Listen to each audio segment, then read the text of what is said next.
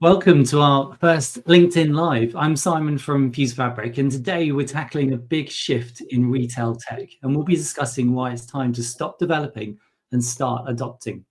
For too long, retail CTOs have been stuck customizing technologies to fit their business. The reality, that approach is slowing you down. The smartest companies aren't building from scratch anymore. They're adopting scalable platforms and focusing on innovation that actually drives growth. Joining me today is Sean Perkinson, CTO from Kayani, formerly at Bowden and Burberry, as well as Doug Gardner, who's CIO at Flying Tiger Copenhagen, who have both seen this shift firsthand. In this session, we'll break down what this shift means, share real success stories, and give you practical steps to stay ahead. And of course, we want to hear from you. So please drop your comments and questions in the chat. We'll get to as many as we can. And for those that we can't get to, we'll make sure we follow up with you after the event. So let's dive in. Sean, we'll start with you. I met you a few years ago at Bowden when you were CTO for Bowden. Since then, Fuse Fabric has successfully launched Bowden onto the Shopify platform, but perhaps you can just give a brief introduction to yourself for everybody that's listening. Yeah, sure, Simon. Thanks for having me here. So I'm now for the last 8 months. I've been based in Saudi in a CTO role for PIF in one of their investments, Kayani. And yeah, like you say, previous to here, I've held a number of CTO and VP technology roles in London and New York at Bowden, Tory Burch, and I started my retail career spending, I think, 6 or 7 years with Burberry. Fantastic. All right, thanks, Sean. And Doug, we met back in 2019. I believe it was in Tokyo in the Rugby World Cup semi-finals. Good rugby, good food, good entertainment. And I just remember shopping a lot with you in Tokyo, downtown Tokyo. It was always fun. And since then, obviously, we've maintained contact, and now Fuse Fabric has been operating for Flying Tiger for the last few years from a Shopify perspective. But again, perhaps you can give a brief introduction to yourself as well. Yeah, I've been CIO since May 2020, moved to Copenhagen from London. Prior to that, it was 9 years at River Island, a UK fashion company. Prior to that was French Connection during the exciting days of their FC UK logo. And then prior to that, I was with an American hair and beauty company called Sally Hair and Beauty. So long time in career, quite a bit of time in more the quirky fashion side of the business. Great stuff. Thanks, Doug, and thanks again, Sean, and thank you for joining on the session today. So let's dive straight into it. The first topic we're going to kind of cover is this retail tech mindset shift, a bit of a tongue twister. I always call it out whenever I meet new prospects or people in the industry. I get quite brutal with this comment, but I'm quite a believer in it because I've seen it quite often that most retailers still think that they're unique and that technology is providing that differentiator. And I'm not a believer of that. I think that technology is no longer the differentiator, as the technology is pretty much an off-the-shelf commodity. And what differentiates brands nowadays is the products, the services, and the marketing. And for me, it's all about how you'll adopt, those proven platforms and adjust your business processes. So, with that in mind, Sean, what do you think the biggest mindset barrier to stopping retailers is for adopting these kind of proven platforms? Yeah, I think you've touched on it. There's a couple, I think, that I see. One internally within the technology teams, that resistance from sort of high-performing engineering teams who have been building this capability for so long, making that shift or accepting that shift. I think the second is the business also feeling exactly like you say, that they are differentiating themselves and they don't want to put all their eggs in one basket on a platform. But I think, like the platforms now have caught up so much. There really isn't now, if you look across that the e-commerce funnel, there's not really anything from a tech perspective that's differentiating anymore. So I think companies are still a little bit stuck in the sense that they still think they need to build some of this capability, when actually, do you know what, the platforms like Shopify have caught up and are easily giving them that capability now off the shelf. And have you got first-hand experience that you're willing to share around where you kind of met that challenge in a business where, you know, they're still just not quite sure, you know, we're too special, we're too unique, we're too big, we're too something that just doesn't allow us to adopt that particular piece of technology? And it doesn't have to be the ecom platform, it could be anything, any part of the architecture, but yeah, anyone that you can share. No, I think a good example is so both Burberry, Tory Burch, and even at Bowden, you know, I had product engineering teams that focused 100% on checkout, building new payment types, changing the UX. I think at Burberry we redesigned and re-implemented checkout. I'm going to guess 3 times we did it. Did it twice at Tory Burch with you guys at Bowden. But I think the thing with the engineers is, and particularly high-performing engineering teams, as long as you can find them an interesting challenge, they're not too difficult to move off, you know, onto something new. I think the difficulty becomes more with, you know, the exec or even the board, who feel that, particularly back to that comment around all eggs in one basket, can this platform do everything that we are a global business? Bowden was a global business, operating in 7 global markets, 2 warehouses globally. You know, it took a lot to come around to the idea that actually there is a platform out there that can deliver all of the nuances and the complexity of that business. But you know, that's like I'd say to the board and the exec, like, okay, so I have 100 or 200 developers, whatever it is, but Shopify have 4,000. So whose innovation cycle do you want to be on? Like, do you want to be on my innovation cycle with my 100 or 200 engineers, or do you want to be on Shopify's innovation cycle roadmap with their 4,000? And just back to that comment, really honestly now, what is differentiating from a technology perspective anymore in that e-commerce funnel? You know, so I think once we got through all of those sort of conversations with the board, and you guys played a big part in getting them comfortable as well, you know, sort of unleashed the shackles and off we went. They're probably the 2 areas, yeah. Okay, and we'll come on to the board and how we influence kind of, you know, the board later on in the conversation. But, you know, the board aside, Doug, you know, how do we get the teams to embrace off the shelf solutions? How do you convince the business that they don't need to customize everything? The board's one thing, and come on to it, but how do you get everybody else within the business onto that journey that actually these platforms are capable now? They do have the functionality. We can bend our business to the platform and our business will still survive. How do you do that from within the business? Well, I think an important point raised, especially with us, is our business is about, you know, cool, quirky products. It's not about being a software house or a bunch of software developers. And I think we've got to keep that focus, and that really helps when you start to look at how much effort you're going to put into, you know, software development or customization. I think a lot of people, including our own company, have seen the results of customization. We have an ERP system that's been customized, and it makes it difficult to move forward, difficult to maintain, difficult to adapt and change. A lot of people joining the business from others, from e-com backgrounds, have seen also where you customize things, initially feeling it's a great idea, but you get yourselves in a position where you can't move. It's very hard to upgrade, and you can't adopt because of the high cost of change in those platforms. So you have a good basis for people to understand the conversation, to say what is the result of doing it another way, and probably a lot of people can recognize that. I think also it's been interesting, the impact of the pandemic. I think a lot of companies had to learn how to run incredibly lean and be able to adapt very, very rapidly. And I think if you have highly customized solutions, it's very difficult to adapt in those lean times. It's also very difficult to maintain and move forward if you have to radically cut costs to adapt.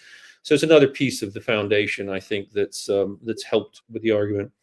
And I think touching on what Sean has stated, the platforms now are very robust. E-commerce is no longer a niche thing. It's developed quite a bit, and you can show people how they can achieve most of what they want, or they can solve problems multiple ways with a set of tools out of the box. So using that type of framework, it's relatively straightforward to get people to understand the negatives of doing customization. They can see the positives, and I think you can start to communicate to them about the pace. When you move up the chain into the chief executive and CFO, understanding the cost impact of running a very efficient business at a very low cost is also incredibly appealing. Our business in particular has a very low basket value, very low price point. So we have to, as a business, be efficient. So this last piece about adapting to the platform to gain efficiencies is incredibly important, because we can't afford to throw a lot of expensive bodies at it. We have to move fast. We have thousands of products. So the efficiencies you gain through not having to maintain older systems or continually grind forward is also a huge win in the argument to say this is the overall benefit, is to be able to go quicker. Okay, so the argument is quite cross-cutting, isn't it? From these platforms have the functionality to meet the requirements. They've got the efficiencies from a business operational perspective, business process perspective. And ultimately, then that boils down to that potentially a lower cost of ownership as well. And I suppose everybody that's inputting into those decisions is responsible for different things or wants different things out of it. And therefore will pick up on those, pick up on the specific points that's important to them when it comes to deciding that, yes, we could take a platform, such as X, and our business will survive. So there needs to be quite a few, it's multifaceted as such, as part of that decision-making process. Yes, I think it's, again, this idea of making your business efficient, able to move quickly, cost effectively, resonates very strong within our business. So people have been able to look at that argument that says, instead of spending a lot of time going down a dark alley to customize or to try and make a platform adapt to the way we think that is correct, using some industry standards or some very modern platforms that really have some good features, you pick up a lot of efficiency that way. And I think that really resonates within the business. They can run a much more streamlined operations. You can do things quicker, turn things on faster.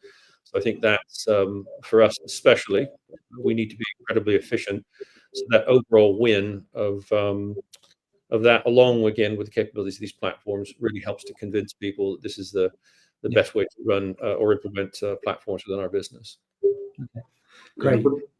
I was just going to add to that, the business now also so much better educated. Technology now is so much more commoditized. It's so much more accessible. It's actually more of a difficult argument or debate to have with the business. Say, I need to build this versus actually, but they know, there are platforms out there where they can just turn this capability on, like, as Doug's describing. And this is all e-com commercial teams and product teams want to do. They want to bring their features to market as fast as they can. Yeah. And they know, because they research the market, they know this capability is out there. And so it becomes it becomes more of a harder conversation to justify the developing it yourself than actually, why don't we just go and find something out there that can do it for us and turn it on, and then let's go and work out how we differentiate the customer experience somewhere else. Yeah, absolutely. It's a good segue into the next topic, which is that the age-old debate of build versus buy, right? And I remember I was thinking about this as we're putting together the session. I mean, back when I was head of technology at ASOS.com in the 2000s, everything was built, right? Because we didn't have the option to buy. We didn't have the platforms back then, and the confidence that those platforms could meet the feature capabilities, or reduce our cost of ownership, etc., or even handle the scale of ASOS back in the days. And so it was always a case of well, we're going to build it, and maybe we'll look at buying it if possible. Fast forward, I don't want to calculate how many years, because that'll make me feel too old, but calculate, moving forward to today, it's the other way around, as you say, isn't it? It's more, actually, we're going to buy it. We're going to buy it, and you have to make the argument to build it. I'm a kind of a believer that, you should build where it gives that competitive advantage, and then buy it otherwise. But if a retailer is stuck deciding between that kind of build versus adopting decision, what's the question? What's the first question they're going to ask themselves, or how do they get through that decision? What is it that's going to get them over the line, do you think, Sean? I think so. It's equally relevant, on our system of record and ERP implementations. I think now it's in the e-commerce space, but it's in terms of the systems that you're considering, and does it have the capabilities that you require? If it does, then there's a good chance that all your competitors have this capability as well. Yeah. So you're not giving yourself any competitive advantage by then building it. Yeah. And actually, the challenge now, particularly in retail, is for us, retail CTOs, CIOs, is like, how do we bring the capability to market as fast as we can? I think that's sort of the first question that you need to ask. We've already touched on, I think, the other couple that are important. I think total cost of ownership. It's now like it's not just about developing that capability, but then you've got to maintain it. You've got to control the tech debt. You've got to, you're impacting your CapEx as well as your OpEx, in future years. And really, like, the expectation now, because like I said before, this capability is so commoditized now, the expectation to go to market faster is there. We can't, there are no excuses anymore to take 6 or 9 months to implement a piece of functionality, particularly in the e-commerce space. But I think it just comes back to, what is that capability met by the system? Then, like, both on the ERP side, I think they've made huge steps in being able to support with standard functionality and just configuration all of our retail processes. It's the same in the e-commerce space. Yeah. And Doug, what do you think about this in terms of the comment about building where there's competitive advantage? Do you believe in that? Have you got an example where you've done that, either Flying Tiger or past experience, to build in those areas and take something off the shelf in others? Yeah, I think River Island, again, it was in a time when, like you said, Simon, when things didn't exist and you built more. But I think, again, going to this argument about why would you want to customize, I don't even think it's, probably the argument's a little bit more focused. Instead of just completely building from scratch something, it's more thinking about why should we customize something. Shopify is a good example. If it doesn't do something, people might want to customize it. And I think, all those points Sean mentions, I would, I believe in strongly this whole idea, it's just not just the cost of building it, which is expensive, it's to run it and to maintain it, and getting yourselves into these corners where, you customize it so much you can't advance. So it is becoming that flipped argument, which is it's very, very hard for people to justify what is so unique that you couldn't adopt it. And I think it's about, again, moving the argument on to, there are multiple ways to solve a problem. So instead of hyper-focusing on one feature that doesn't exist, looking at other capabilities to achieve the goals, whether it's conversion rates or whatever you're trying to track, basket values, anything on the site, using other features within the website to achieve it. So I think there's just a lot of tools now, and a lot of approaches that make it a very difficult argument to say that it doesn't exist. We're not on a bleeding edge, maybe like an ASOS that's always trying to do the very, very greatest thing. We are a product-based company. Ecom has developed quite a bit with these platforms. So therefore, I think the argument that says what we would need to do at this point in time within Flying Tiger would require any customization is a very, very difficult argument. Again, I want to stress there are multiple ways to solve problems, and sometimes 85% of a solution to a problem that you can turn something on instantly is better than 95% of a solution that would take 9 months to deploy. So there's a lot of elements that help this argument, and I think it's putting the individuals that would want to argue for complete customization in a very difficult position. There's a lot at our disposal to argue the other side of it. Yeah, and we come across that conversation actually quite often now in what we do at Fuse Fabric. That exactly that. Would you rather have 85%, 90% sooner, or would you have the 100% and it's going to come later? But you can't always validate that extra 5-10% is really going to drive the value that the cost and all the complexity is going to bring with it as well. And I think that conversation is getting easier as well. People are understanding that and saying, "Do you know what, that's okay. I'll take the 85%. I'll come back to that last 10 to 15." Invariably they don't, because they thought they did, but actually they don't really need to. You just, it was on the nice to have list, So I think that conversation is a lot easier nowadays as well. But you can also, the good thing is you can turn those things. They're so cheap to turn on. The other thing is there's very little investment in a lot of these things if they don't go necessarily according to plan. And again, this idea of it's maybe an individual feature not being perfect. We've got great examples of that. But also, if I look back to our implementation, I mean, there was a big push to customize and hyper focus on one market and get it absolutely right and build things that Shopify didn't do, versus what we pushed was we're in 27 different countries. We can go live in all 27 countries in a very short space of time in English and in euros to begin with, but we can learn a lot really fast and get a massive audience of Europe. And so it was one of those great examples where there was a lot of push to say, no, we need to hyper customize and do things Shopify can't do and get one country perfect, where we decided to take the go all across Europe. We were able with Shopify to turn it on really, really quickly and manage it, and then find out what countries were really engaging with the platform, and then start to turn on features in that space. And the other one that's a great, this 85% example was my favorite one, was the language. I mean, there was so much debate on, right, we went live with only English across 27 countries. There's all these languages. There was a massive debate brewing about how we were going to solve that problem, and it had to be perfect and all these nuances. We just in the background at the time with the team, and decided just to turn on all countries' languages at once using a relatively simple tool that plugged in. So create a little bit of noise. Some people didn't like it. I mean, there was a few little edge cases where it did some really strange translations. But it's a perfect example where we just all of a sudden hit, every localized language literally almost overnight, and then we learned what didn't really work, and we adapted it after. But that was a good example of a mindset that got bogged into, we have to do it perfect, and there's so many reasons why we can't do this, that, and the other, that we just turned it on and learned very rapidly.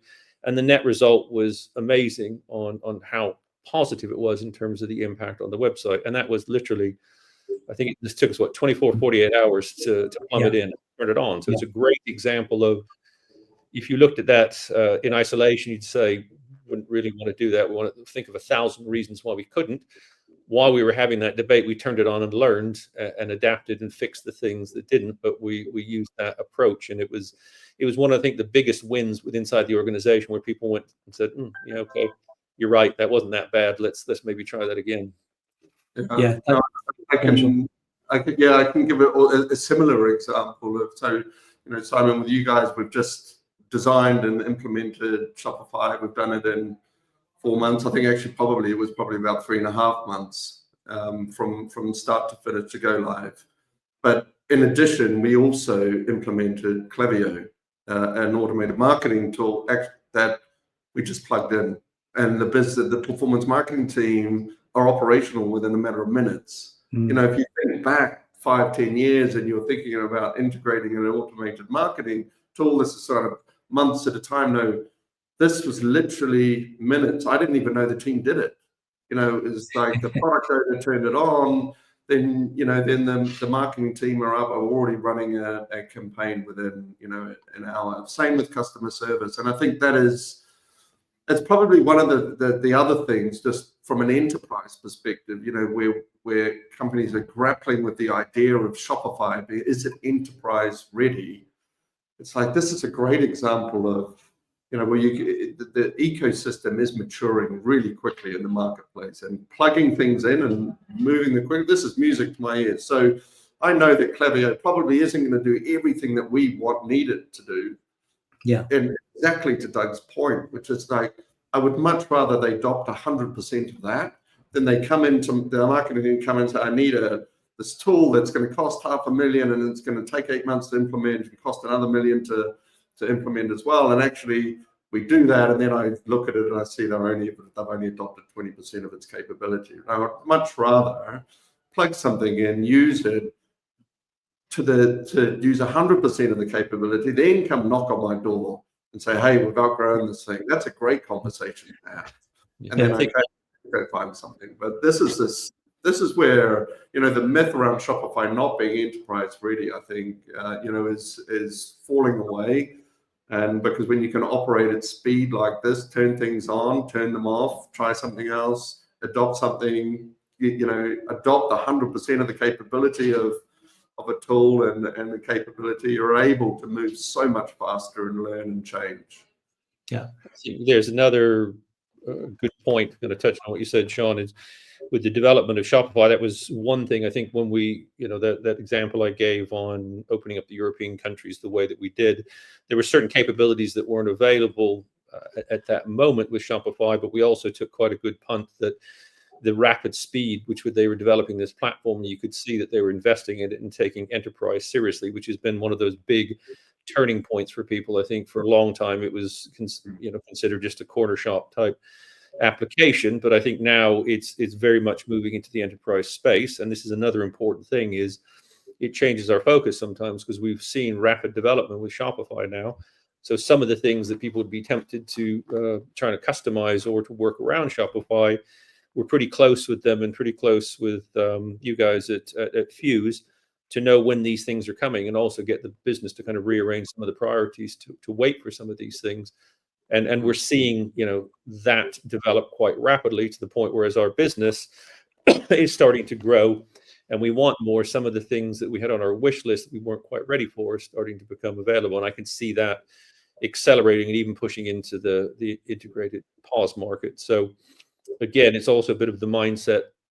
It's you know, we've also got people buying into what is coming and paying attention, and we're kind of flipping some of the priorities around to adopt when these things become available. That's probably another key takeaway to add to the list, right? When evaluating a platform, we talked about efficiencies, cost of ownership, operability, etc. But actually, the roadmap, what's coming up, because it might, as you say, might only fit 85% today, but whatever that percentage is. But it's really important to look at the roadmap, because by the time you get there, they'll probably have released it, and then you can take advantage of it. Or by the time you get it, because you need to train the team and people need to get comfortable with said system and platform, then they'll release functionality and you can take advantage of it. I think the other takeaway as well, to Sean, to your point, or one that I always talk about, is not buying a Ferrari if you've only got a learner driver. You're never going to get the most out of that platform. And I often find that people are trying to buy Ferraris and, they're only just started driving, if that makes sense, in the nicest way possible. And so, implementing a platform or selecting a platform that fits the capability within the business as well to get, that they can get the most out of, I think is really important, as opposed to having loads of functionality sitting there. It's not being used, but it costs an arm and a leg to implement. And it was really challenging as well. So I think that's probably the return on investment. Exactly. Yeah. And I love the I've always loved the Doug, the implementation we did on the countries. It's like a guerrilla style tactic with the organization to yank them into place and go, actually, look, it's if we just try this out, just try it, see it, it's not going to break the business, and test and learn from it, to really kind of yank them forward. I love, for those that are daring out there, I think definitely take a leaf out of Doug's book on that one, to those side of tactics. Yeah, I think, again, touching on that point, we were unique in that our business at the time in 2018, 2019 didn't believe the internet or e-commerce would really work for our product because of the unique shopping experience we have within the store. So it was what they thought. So we also were building capabilities of an e-commerce team, logistics, all of the jobs, all of the capabilities within e-commerce within our business from scratch. And it's a very good point in terms of growth, is that by adopting a platform and resisting people that didn't necessarily know what good looked like at that time, or were learning as we went along, also ultimately meant, as the business now has grown to the size it has, and it's doing very well for us, and it's a decent channel for us. It's allowed us to grow without really messing it up. It's like the platform almost guided us, and the capabilities kept everybody in line so that we didn't go off on track just because an individual had a particular idea. They might have had the right intention, but they might not have been in the right place at the growth of our or building of our e-com channel. So it's helped keep us true also to that motto, and it's again put us in a position now where we don't have any legacy code to worry about because we stuck to it, and now we're starting to accelerate. So it got us through that tough time. Yeah. Okay, so we talked about the mindset shift of, can we even consider a platform? We've talked about build versus adopting technologies. Now let's get into that next layer down in terms of, okay, we're a go, we're going to do this thing, we're going to move ahead, right? And some of the lessons learned and advice from this particular area. So when we're thinking about, okay, what does our overall organizational operating model look like, our organizational structure, our enterprise architecture, our kind of integration, sort of high level entities, and how we're going to move data around the platform. I'm a firm believer in this. We've done ebooks, and which you both contributed to, is fantastic, around the discovery process, and that it's an absolutely a key part of the process to make sure you go through some kind of process that will drive out what that platform's going to look like and the scope, etc. But rather than me explain, I'm going to put Sean on the spot a little bit. You've experienced it recently, particularly with us, to go through that discovery process. You're able to explain what that actually is and why perhaps it's so important. Yeah, and I think if you think we've all been in retail for long times, and I think if I think back to when I first started with Burberry, I was trying to think what the e-com platform was. I'm pretty sure we had a 3PL warehouse, and they had some kind of e-commerce platform that sat on top of it, and we just threw them content and they sold. And then we decided to bring it in-house. But when we brought it in-house, we were bringing it into an already established brick and mortar business or retail business and an already established wholesale business. So you had your planning, merchandising, supply chain processes all baked in to retail, wholesale. So e-com became a bit of a bolt-on and quite self-sufficient. So that process of onboarding your e-com was quite separate to the other areas of the business. It's not the case now.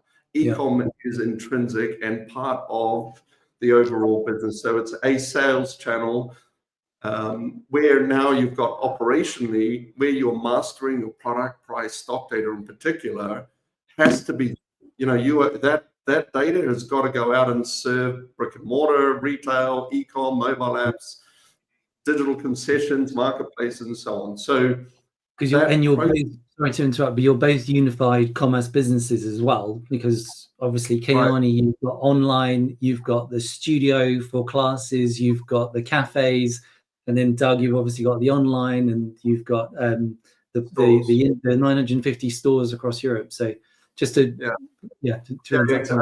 So now for a number of years now, since e-com has become completely integrated into the business, we think from the system of record perspective, we're always thinking, okay, where am I mastering my product, price, stock data, and how do I get that out to the channels that need to consume it? And I want to optimize how I'm mastering and where I'm mastering that data.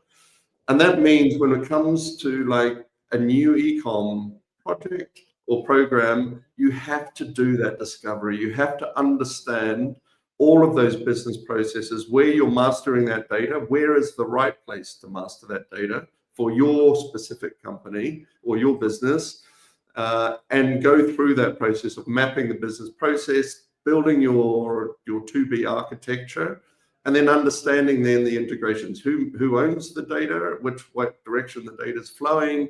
Because I promise you, like if you took our example with you guys, we've just implemented Shopify.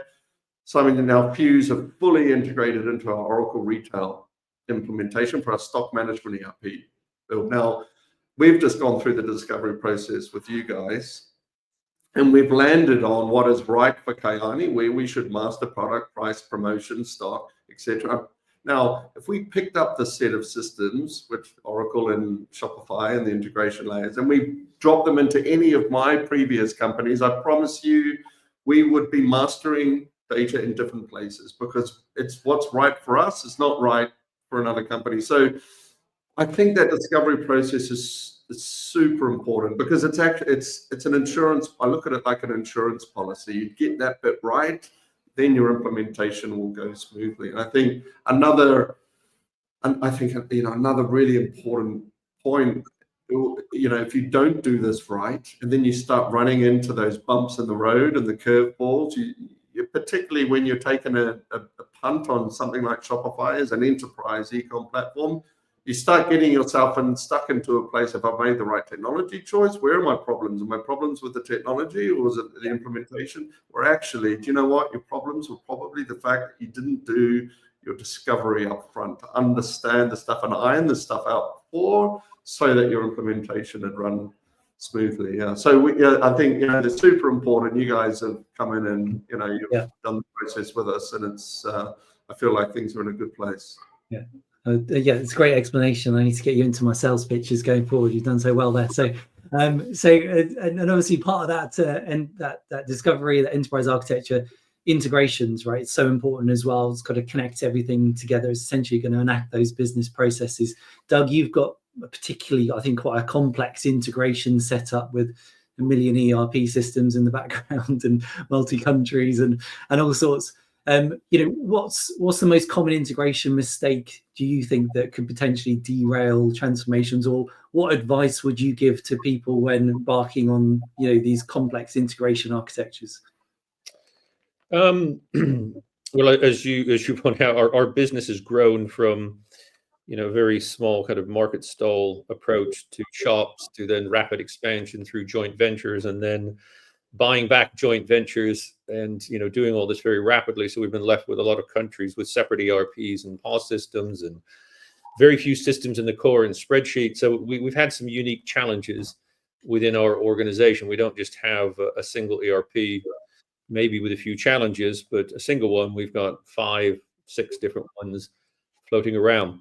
So for us, and the way I've looked at this, that one of the most important things to do was be able to decouple a lot of the problem systems. So whether it be ERP or old POS or a variety of poor master data, as Sean has pointed out, that might be in a variety of different places that we couldn't change instantly, is getting to the point of decoupling. So the integration approach we've taken with our integration layer has exposed a lot of that data, the best that we have of it, in the integration layer, which means we can then start to plug in things more rapidly, like Shopify. So we built connectors to AX.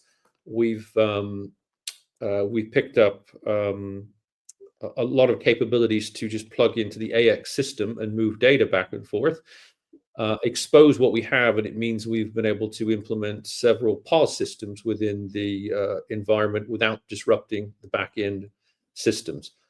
So this has been super critical. It's allowed us to move very, very rapidly, and it's allowed us to put the money in the correct place. So instead of spending a lot of money, spending time replacing an ERP system as a starting point, we were able to progress our e-com business. We were able to put a more digital experience into the store. And we've been able to then, very recently, we've had a really rapid implementation of a few months of the Flying Tiger Club, which has been, incredibly successful and very, very rapid. So it's allowed us to insulate, and it's allowed us to present the best view we have of our data right now. And as we start replacing those systems in the background, it's enabled us to do it at a more modest pace, but it's enabled us it hasn't slowed us up on the front end. So for me, one of the most important things around this integration is laying that foundation, because that is what's going to allow us to go much more rapidly.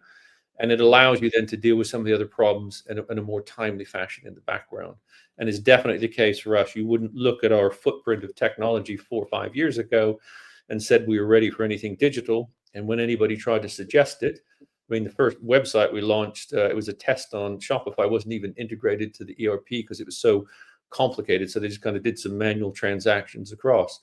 So this focus on integration layer and integration and getting that foundation laid, and that's been it's been a meaty process to do that, pays off enormously in the long run. Again, touching on the whole discovery, understanding what you want to do in the future, and getting yourself set up for that growth and that rapid acceleration.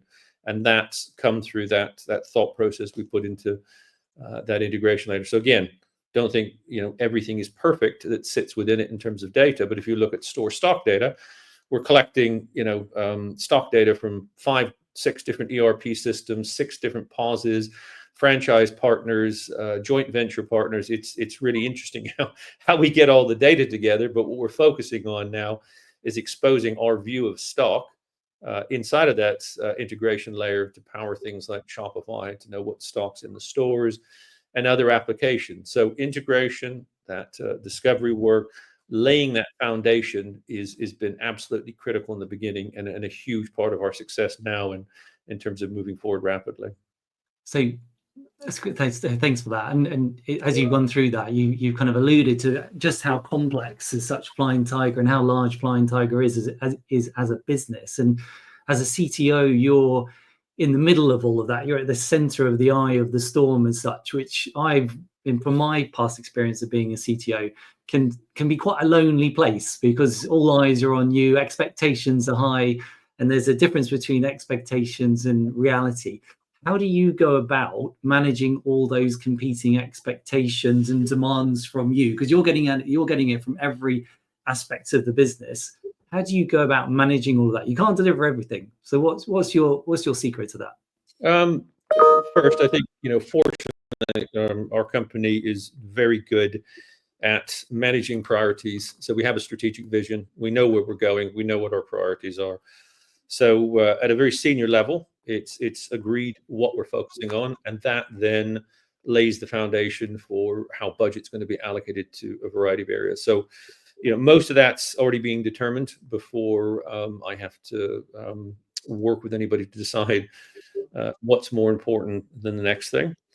So we normally have a very clear vision of what we want to do. The second is within each of the areas, when we're looking at things that are very specific to it, we've worked very hard to set up a framework around prioritization, discovery, and delivery that's been very successful, so that each of the business areas has a good input on their particular area and works with us very closely to decide what is the most appropriate thing to do. There are things, again, that cut across. The early days of when I talked about the integration layer and some of the things that we were doing, people couldn't understand. Nobody could understand my slide and what it meant when I tried to describe the enterprise architecture. So some of that has been was investing quite a bit of time with the senior leadership team to explain why that would set us up for success and why we needed to put money into this, what I call plumbing, that nobody could see and wouldn't surface its value for a while. The other thing is that's really important is knowing the capabilities of the business, because a lot of people want a lot of things, but I've got a pretty good understanding of the capabilities of the business, how much change they can absorb either at a company level, because a lot of these things touch multiple areas. So you have to understand the ability of the business to be able to absorb change. And that allows me to articulate and push back against certain priorities. Understanding also very much what we've been talking about here is our own internal capabilities, which is understanding the architecture of the system, what is possible now, what we need to wait for a little bit. So if you can articulate that, you can help drive priorities. If the chief executive wants something desperately, but you can articulate how the business is not ready for the change and the architecture isn't quite in place, and make it a sensible argument, that also really helps create a good, solid conversation. And the other thing that's been very important is our delivery capabilities. We have a very good, capable team in terms of doing the discovery and delivering, and we have a track record. that's very strong. So when you start balancing all of these things, which is understanding the capabilities of the business, having a good foundation, knowing, you know, what we've got and what we've got in the pipeline, and a good track record of delivery, when you do have discussions about competing priorities, these are all things that come into play, and you can have very sensible conversations about why things are possible, not possible. If something's desperate that we have to have it, what are the compromises? So a lot of that is really, it's avoided the sense that you're picking somebody for some arbitrary reason in terms of a priority. It's enabled us to have sensible conversations in the business to say, okay, we understand why we can or can't do something. We need to park that for a period of time until this capability is ready. Great example was our club. It was, you know, we wanting to do it for a while, but we needed a little bit more capability in the core, in this integration layer. We did some tests in Spain with a quick solution, and it proved that people would adapt.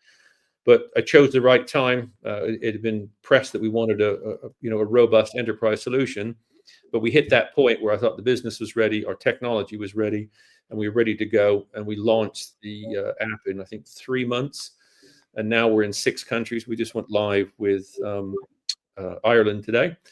So it's, again, just adding up all of these things about, you know, knowing the business, knowing what it can take in terms of change, knowing your capabilities, and having that track record that allows you to have that good, sensible conversation with the business to work through why you can or can't do something, or again, if you desperately want to do it, what compromises you need to make. I think that last point Doug just makes here around the track record, just Doug, from what you've described, the complexity that you've worked through, but the fact that you've got on a cadence of fast delivery on Shopify and now your app, that's really important, because it builds trust across the business, so that it does enable you to have those conversations around what we can do quickly, what we shouldn't, if the business aren't capable. These are all really, really good points that Doug makes. But I think that the fact that you're delivering, it's the track record that makes those conversations easier as well.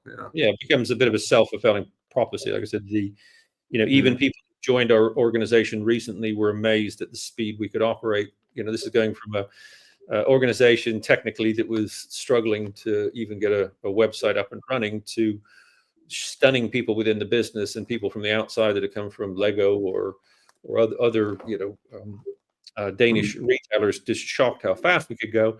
But it does help with the future arguments when you tell the business, we can't do it for this reason, and if you let me get this ready, then that will be the right time to do it. So it's, you don't get it day one, but after you build some of this stuff up, it helps fuel it going forward, and then all of this stuff really starts coming together rapidly.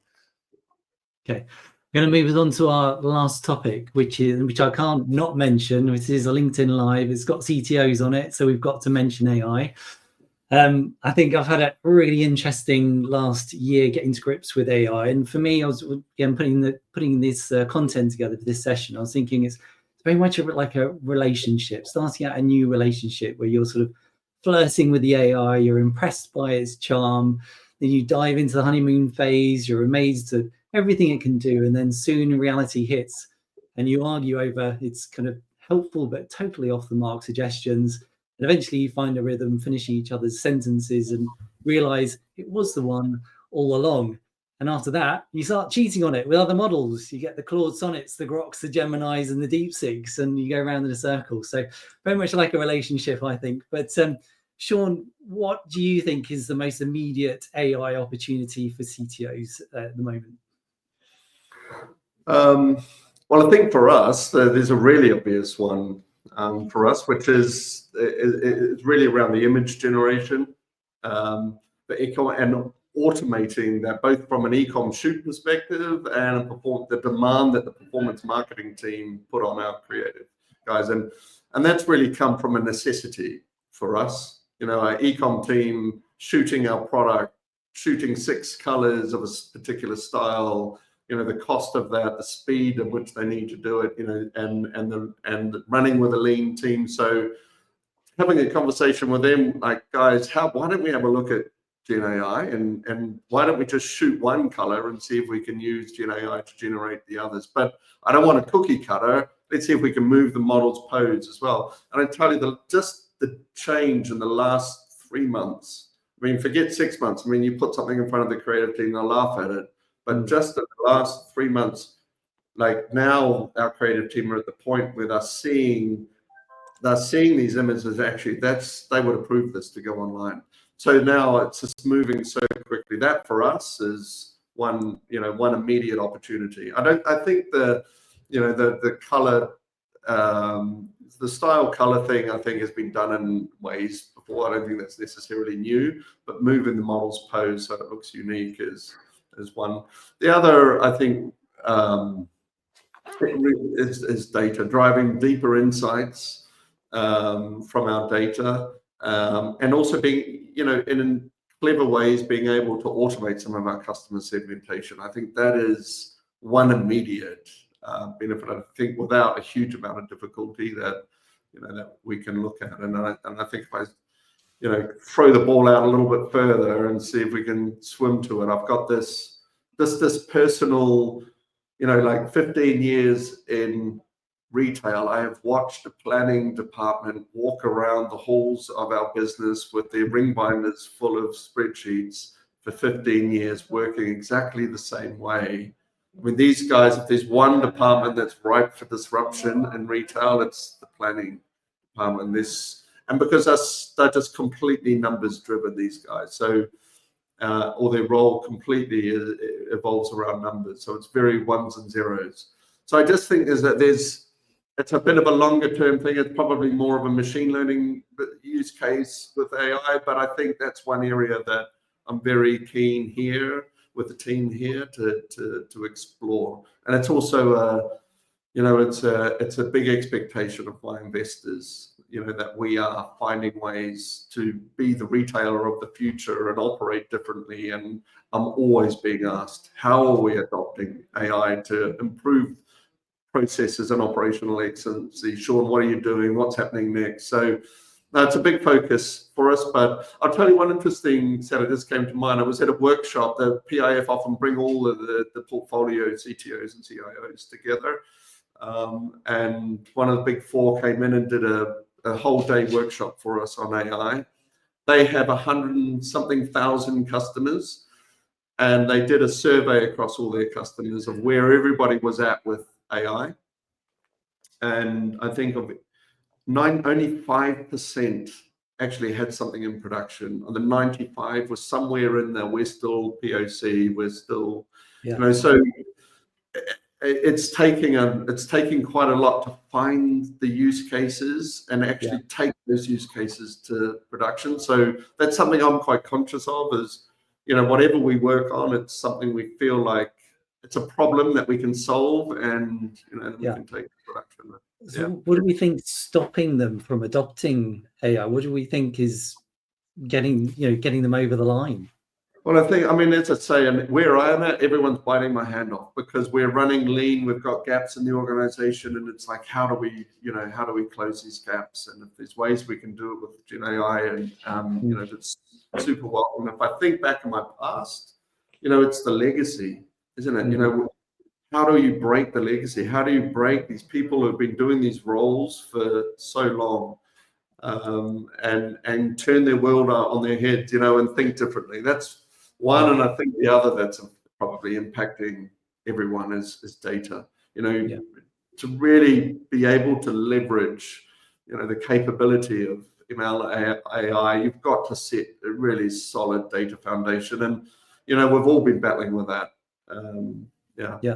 So you're in quite a unique position because the PIF are essentially trying to drive AI within the businesses. So you're getting that sort of real kind of top-down push approach, and everything needs to have an element of AI if possible, and really driving you and then the people within the business. But so you're in quite a unique position. I think that the challenge from what I see is also you don't know what you don't know within businesses. So the workforce, the teams are not necessarily asking the question when they're coming up with, when they're going through requirements and they're coming up with solutions. They're not saying, oh, well, how can we use AI to solve this particular problem? Because they don't know what they don't know. So they go into normal mode, which is, well, we're going to create an integration here. We're going to get a manual process here. We're going to do X there, all the usual solutions.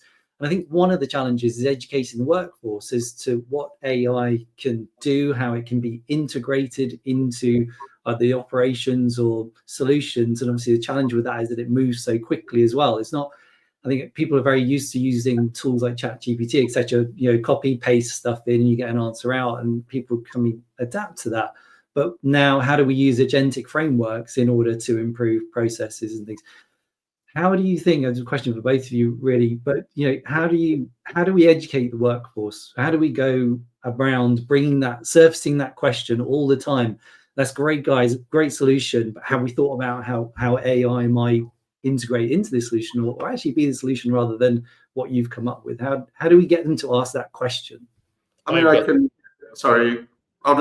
have a quick stab at it. It is and has been, I must admit, a little bit easier for me being in a PI company. I've brought the technology guys in. Google have run, they have a whole education process and system around, they've got the AI labs that they come and train internally, and it's, this has been a real insight for me, and for me as well, to understand what the tools are and the capabilities, and to apply your thinking differently. So bringing the providers in to the company, and then they're all open to do it. So that's how I've approached it. I think we got the reverse problem. Anytime I sit down with anybody, they're like, "Can we use AI?" They seem to have got the bug here of I don't find any resistance to it. I don't find any people that aren't suggesting it, and even in maybe unlikely areas like supply chain, they are very keen on looking at process automation, because we do thousands and thousands of products, and buy and rebuy products and design. So there are a lot of areas of our business, and again, going back to the efficiency where we started, where we have to drive efficiencies within our business. We don't have the bodies to keep our business super tight and super efficient cost-wise. So people are really now looking at what can they do to automate processes, or what can they do to fill a gap where they wish they had 3 or 4 people. So I don't find the desire to do it being an issue, or the mindset. A lot of it is about practical. You mentioned, a lot of people, there's a lot of applications people can use by themselves and just get on with it. And we kind of encourage that.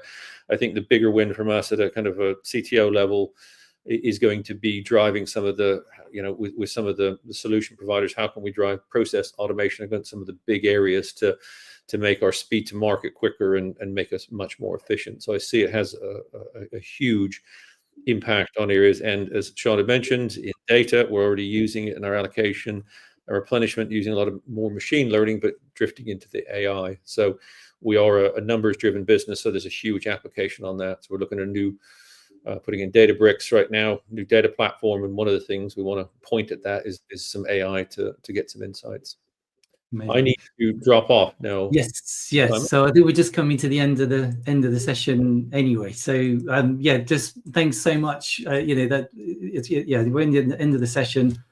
Huge thanks, Sean, Doug, for sharing your insights and real world experiences. Genuinely appreciate it. It's clear from the shift from custom development to adopting scalable solutions is the way forward for retail tech leaders in the space. And I hope that everybody's taken something from the conversation today. If you found today's discussion valuable and you want to keep the conversation going, please connect with me on LinkedIn for more insights and updates. And don't forget to subscribe to the Fuse Fabric YouTube channel. I sound like a real YouTuber, don't I?